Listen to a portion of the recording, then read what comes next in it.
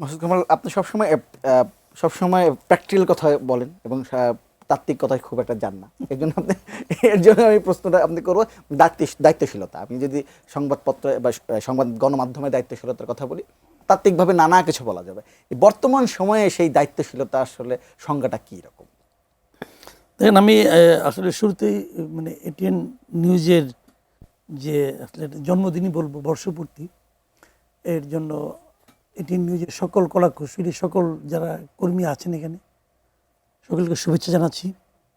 যারা এই অনুষ্ঠান দেখছেন, আমি মনে করি তারা এটিএন নিউজের মোটামুটি নিয়মিত দর্শক। আমি তো আপনাদের এখানে অনেক মানে টকশো করেছি, আসি, এবং প্রচুর লোক কিন্তু এখানে ইনভলভ হয়। এই টকশোগুলোতে আমি দেখেছি অনেকে সরাসরি টেলিফোনে যুক্ত হন, এবং তাদেরকেও আমি এটিএন নিউজের পরিবারের অংশ মনে করি।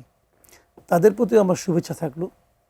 16 বছর পার হয়ে গেছে। 16 বছর কিন্তু অনেকটা যৌবন প্রাপ্তির মতোই, যদিও আমাদের দেশের মানে রাজনৈতিক সংজ্ঞা এটাকে শিশু ধরা হয়, কিন্তু আমার কাছে মনে হয় 16 বছর কিন্তু যৌবন প্রাপ্তির মতো যথেষ্ট। মানে আমাদের যে 24শে যে জুলাই আগস্টে যে আন্দোলন, সেই আন্দোলনে কিন্তু 16 বছরের অনেকেই এর সঙ্গে যুক্ত ছিল, 16 কিংবা তারও কম। জীবনও দিয়েছে। হ্যাঁ, জীবনও দিয়েছে। 16 বছর অনেকটা সময়। একটা নিউজ মিডিয়া 16 বছর টিকে থাকা বিরতিহীনভাবে কঠিন। আমার মনে আছে যে ওই সময় 24শে সে আন্দোলনে এই অনেক ভবনের মতো এই ভবনও ভাঙচুর হয়েছিল। ভাঙচুর ঠিক না, লুটপাট হয়েছিল আসলে। মানে ওই সময় যারা সুযোগ নিয়েছিল কিছু লোক, সবসময় তারা এখান থেকে অনেক কিছু নিয়ে গেছে। তখন দেখেছি আপনাদের মধ্যে যে একটা উদ্যম এবং টিকে থাকার যে চেষ্টা, এবং মানে চ্যানেলের সম্প্রচার মানে বজায় রাখার যে একটা চেষ্টা, তখন কিন্তু ওই চেষ্টায় আমি দেখেছি, ওই চেষ্টা কিন্তু আমিও ছিলাম। আমি ছিলাম বলি কীভাবে, যে এখানে শুরু হয়নি, আপনারা ক্যামেরা নিয়ে টকশো করার জন্য আমার বাসায় চলে গেছিলেন আপনাদের একটা টিম। তো যে আমাকে বললো আমাদের তো কিছুই নেই, আমরা খালি ক্যামেরাটা নিয়ে আসছি, আপনি আমাদেরকে হেল্প করেন। তো আমি কিন্তু মানে আমার কাছে মনে হয়েছে যে এটা আমার দায়িত্বের মধ্যে পড়ে, এবং তখন কিন্তু আপনাদের সঙ্গে আমিও ছিলাম। সবাই এরকম সবাই থাকতো, অন্যরাও থাকতো। আপনারা হয়তো আমার প্রতি বিশেষ মানে আপনার আনুকূল্য অনুভব করছেন বলে আমার কাছে গিয়েছিলেন, অন্যদের কাছেও নিশ্চয়ই গিয়েছিলেন। তো যাই হোক, এই যে চড়াই উতরাই, এগুলি পার হয়ে 16 বছর টিকে থাকা ভাই সহজ না, অনেক কঠিন। যাই হোক, আমি আপনার ওই প্রশ্নটায় আসি। আপনি বলছেন যে দায়িত্বশীলতা।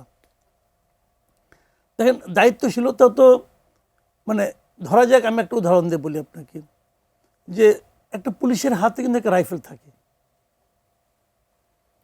এই রাইফেলটা সে যতক্ষণ ডিউটি থাকে তার হাতে থাকে। আবার একটা কেরানির হাতে কলম থাকে, তাই না? একজন শিক্ষকের হাতে চক ডাস্টার থাকে। এখন এগুলো সবই গুরুত্বপূর্ণ, যার যার দিক থেকে গুরুত্বপূর্ণ।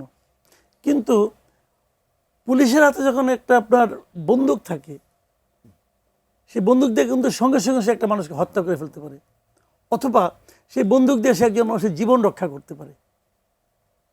ওটা তাৎক্ষণিক রেজাল্ট। কিন্তু শিক্ষকের দায়িত্বটা কম পালন করলে রেজাল্টটা তাৎক্ষণিক হয় না, একটু পরে হয়। কেরানিরটাও একটু পরে হয়, কিন্তু পুলিশেরটা কিন্তু তাৎক্ষণিক। আর সাংবাদিকেরটাও কিন্তু ওরকম তাৎক্ষণিক।